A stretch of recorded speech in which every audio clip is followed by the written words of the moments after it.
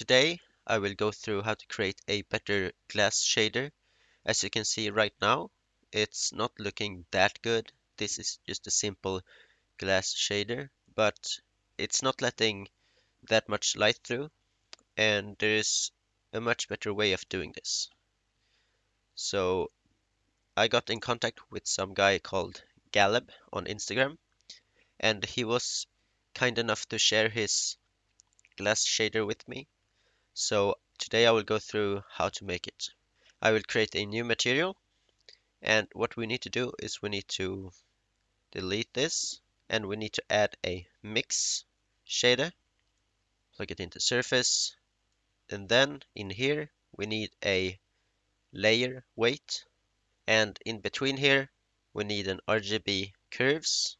In here we just need to drag this down like this, and over here we drag this one like this.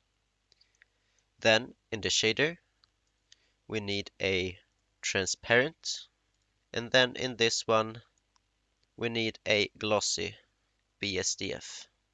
And then we just change this to GGX.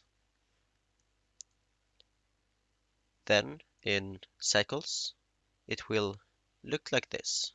And this will let more light through the window, and it gets rid of that weird like distortion. If we go back to this material, you can see the glass will bend the interior reflection. So with this new material, it gets rid of that distortion and it just looks more natural.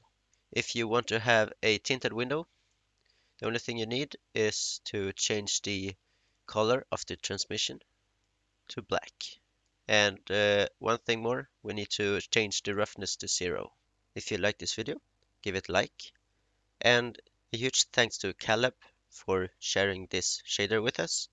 And I will see you in the next video.